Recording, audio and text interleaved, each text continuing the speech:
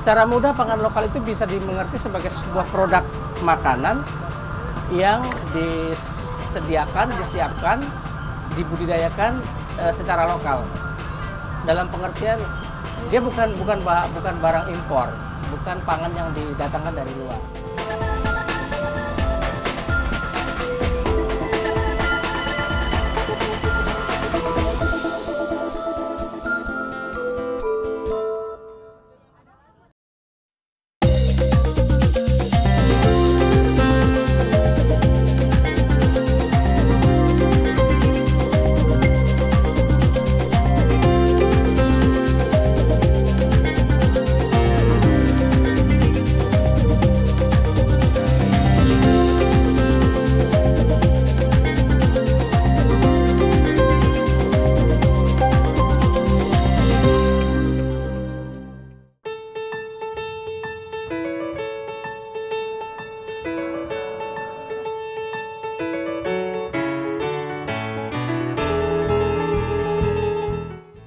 Itu makanan-makanan yang biasa dimakan oleh penduduk Indonesia dan berasal dari Indonesia. Pertama, kalau menurut saya gizi dari pakan lokal ini juga cukup seimbang dibandingkan dengan makanan-makanan barat. Lalu juga dari segi rasa menurut saya ini lebih enak karena lebih bervariasi rasanya. Terus juga ini budaya yang paling utama itu. Ini budaya kita. Jadi itu harus dilestarikan. Dari Jakarta. Aku taunya minuman sih bir peletok. Iya. Kalau saya dari Depok. Kalau Depok buahnya itu belimbing ya. Itu cirinya banget belimbing. Yang saya tahu sih itu. Sendiri dari Depok, asli dari kecil di Depok. Selama ini sih belum nemu yang khas lokal Depok ya. Paling belimbing Depok, udah.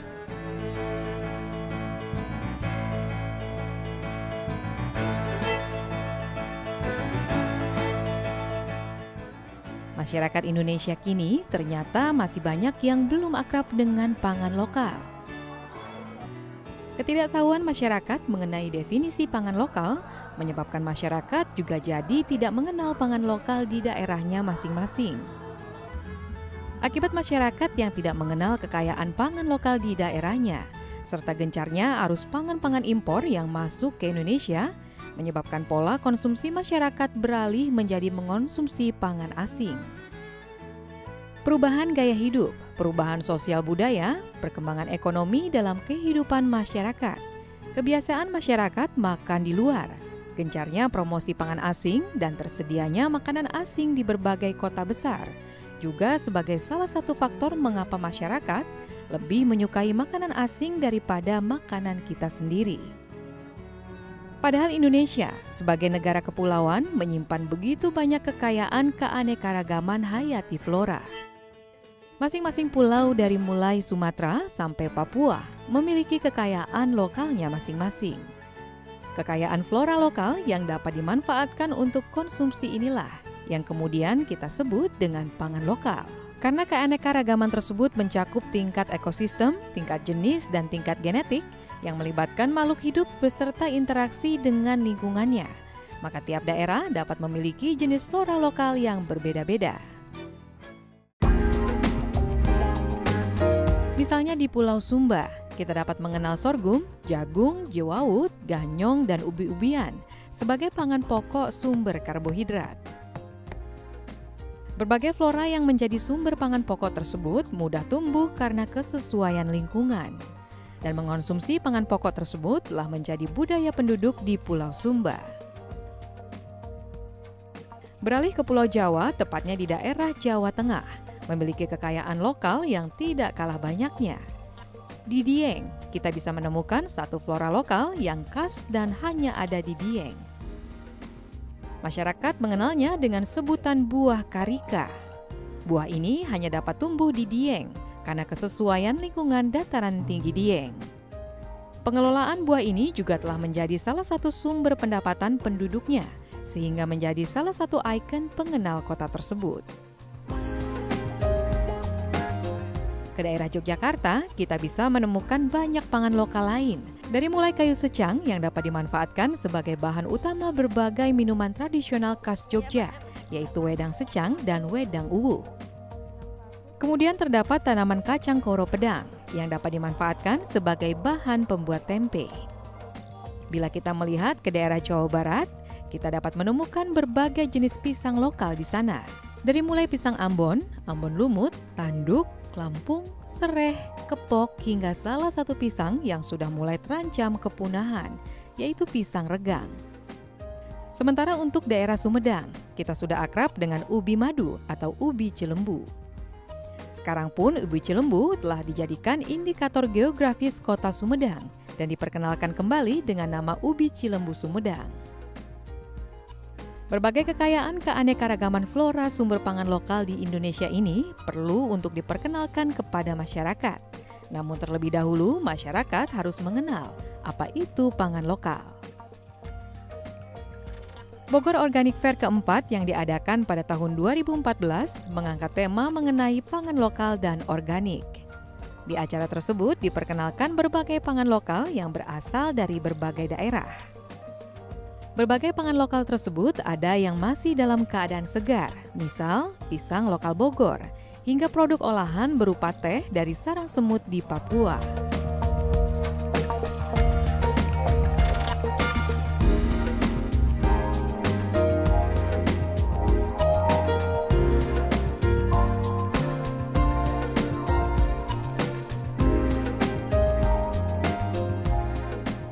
Secara mudah pangan lokal itu bisa dimengerti sebagai sebuah produk makanan yang disiapkan, dibudidayakan secara lokal. Dalam pengertian dia bukan barang impor, bukan pangan yang didatangkan dari luar. Artinya seluruh prosesnya, bibitnya, kemudian mungkin dikenal oleh masyarakat secara lokal. Kira-kira kurang lebih seperti itu, supaya tidak terlalu rumit kita mendefinisikan pangan lokal dan pangan non lokal ya.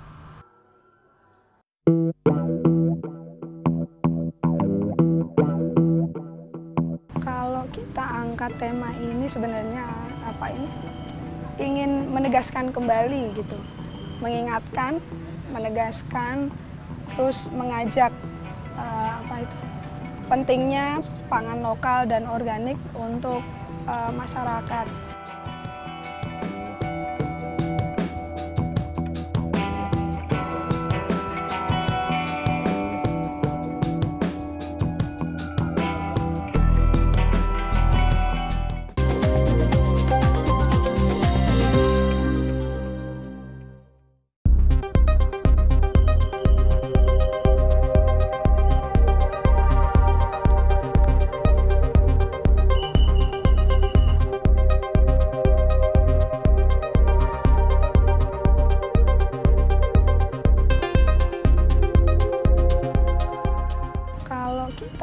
Tema ini sebenarnya ingin menegaskan kembali gitu, mengingatkan, menegaskan, terus mengajak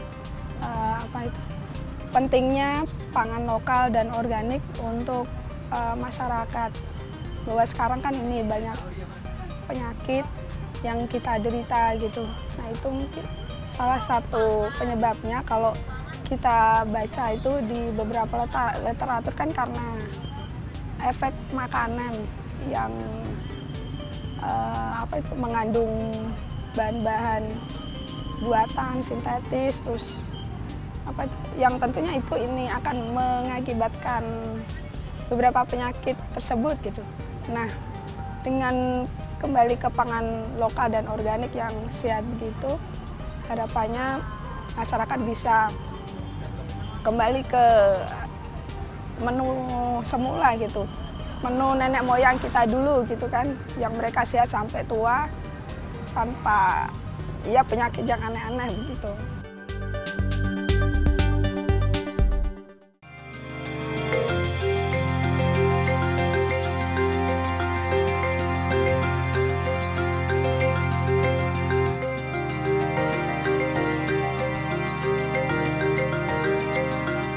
Kita juga sekarang mengangkat art of taste, atau di dalam bahasa Indonesianya kita sebut dengan bahtera rasa. Kenapa sih kita kembali lagi ke bahtera rasa dan apa hubungannya dengan organik? Bahtera Rasa itu adalah produk-produk lokal yang sudah dalam posisi terancam karena tadi kehidupan kita semuanya serba cepat, juga akhirnya kita mengkonsumsi produk-produk yang akhirnya kita sendiri juga udah nggak tahu asal usulnya dari mana. Tapi dengan slow food kita mencoba bahwa produk yang kita makan atau kita konsumsi kita harus tahu asalnya itu dari mana. Nah, Bahtera Rasa kita mencatatkan produk-produk tersebut dengan syarat-syarat yang sudah ditentukan slow food dan itu masuk di dalam katalognya mereka. Indonesia sekarang posisinya kita sudah mencatatkan 27 produk. Kita sebagai orang Indonesia sedih. Kenapa? Karena kita adalah negara nomor 2 terkaya di bidang biodiversity, kekayaan alamnya kita. Tetapi kenapa sih sebenarnya hanya baru 27 yang bisa tercatatkan? Sebenarnya bisa lebih dari 27.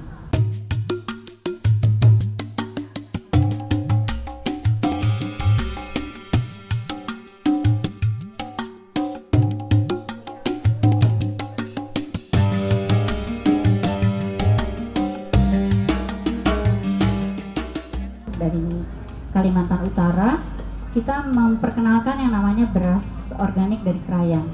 Beras ini dihasilkan di daerah Kalimantan Utara.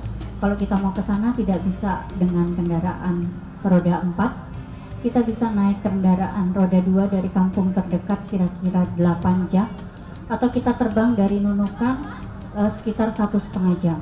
Jadi daerahnya terisolir. Kebetulan kemarin kita dapat applause yang cukup bagus pada saat kita presentasi tentang beras Krayan. Bisa dilihat di sini beras Krayan warnanya, beras hitamnya seperti ini. Dan ini biasanya kalau mereka bilang yang konsumsi siapa? Raja Brunei. Dia tahu karena ini antioksidannya tinggi sekali. Kenapa kita masukkan dia di Art of Taste? Karena ini spesifik di daerah, hanya di daerah mereka. Dihasilkan masa penanamannya sekitar 6-8 bulan. 1 tahun hanya 1 kali panen.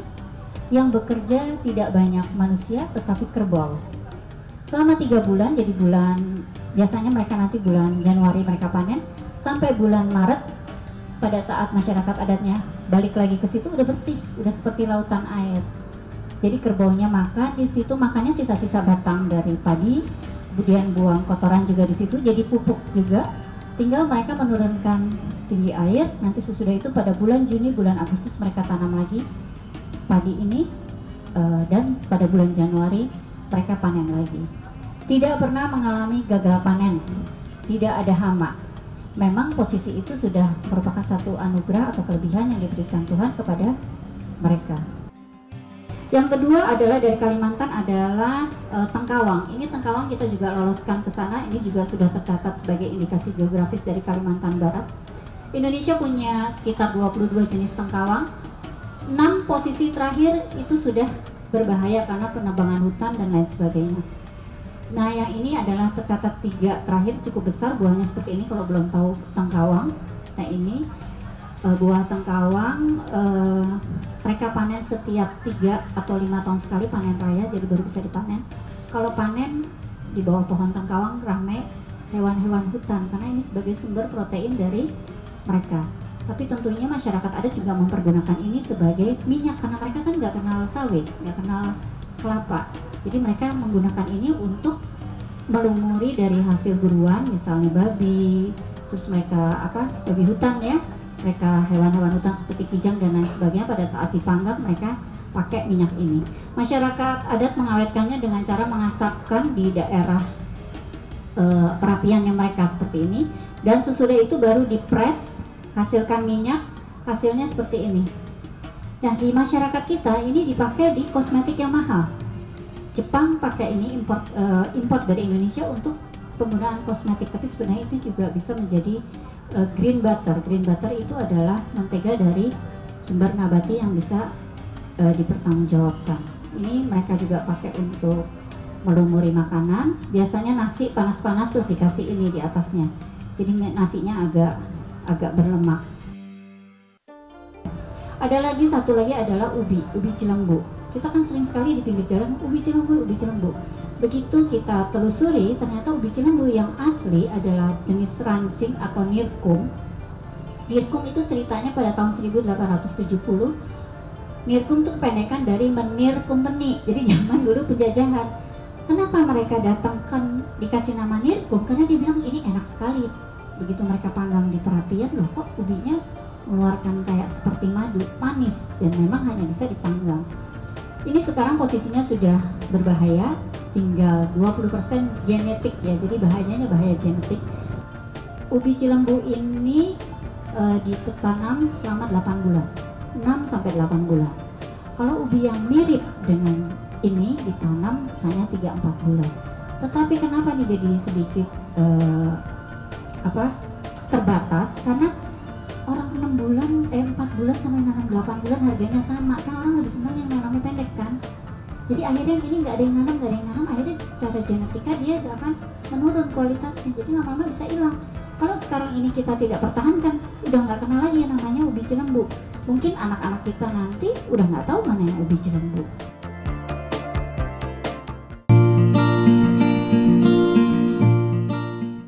Kaitannya dengan pertanian organik, bahwa itu adalah dua hal yang sangat berdekatan ya. Pangan lokal itu kan, atau produk-produk organik itu kan memang dibudidayakan, ditanam, dikembangkan di lokal.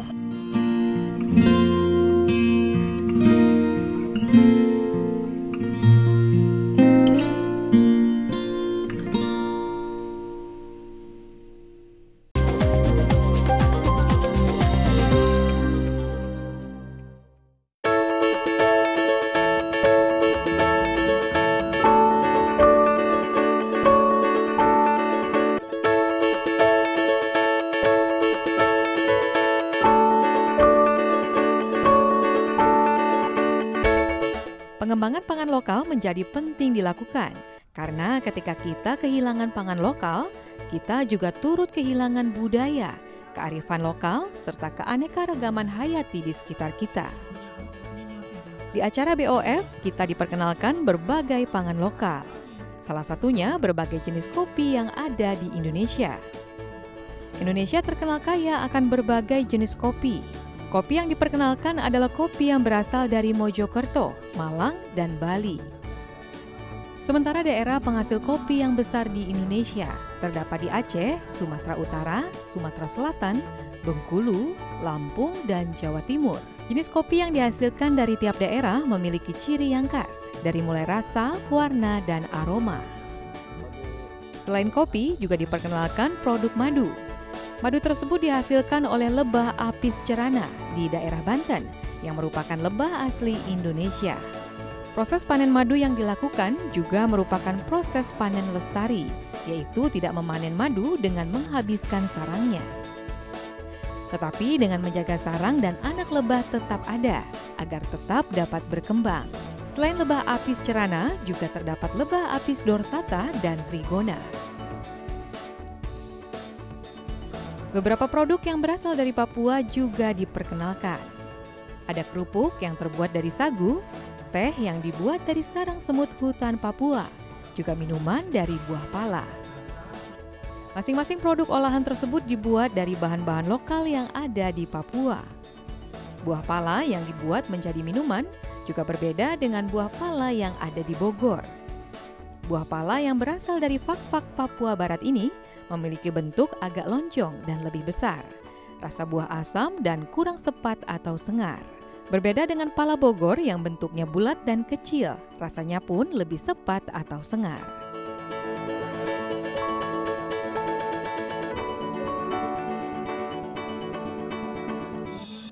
Berbagai beras organik dari beragam wilayah di Indonesia juga hadir di acara Bogor Organic Fair.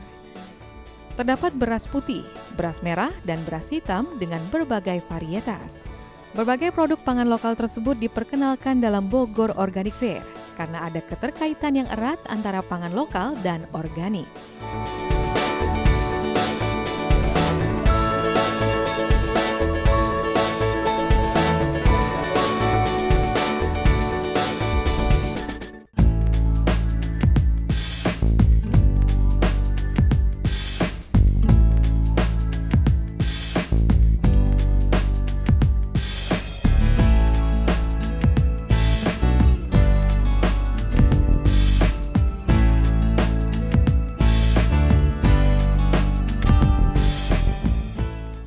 kaitannya dengan pertanian organik bahwa itu adalah dua hal yang sangat berdekatan ya. Pangan lokal itu kan atau produk-produk organik itu kan memang dibudidayakan, ditanam, dikembangkan di lokal ya, apakah lokal desa, lokal geografi tertentu, dan dikembangkan atau bersumber dari dari daerah-daerah tertentu. Misalnya kita bicara soal padi-padian. Ya, padi-padian itu kan sebagian besar kita kan memiliki varietas-varietas lokal ya.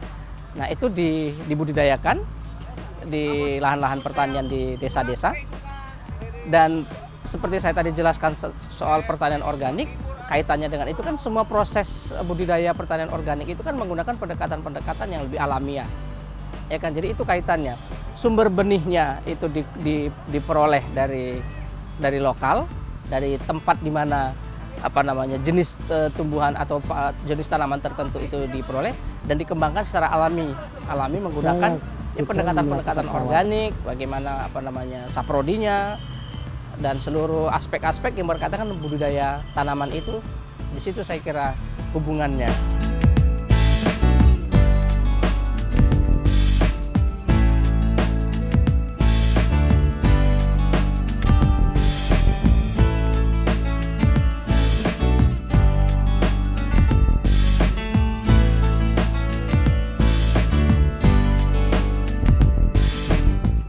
Lokal itu ya tentunya akan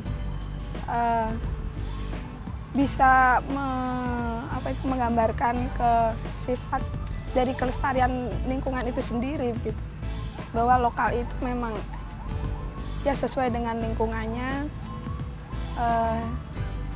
yang bisa berdampak ke keberlanjutan lingkungan itu.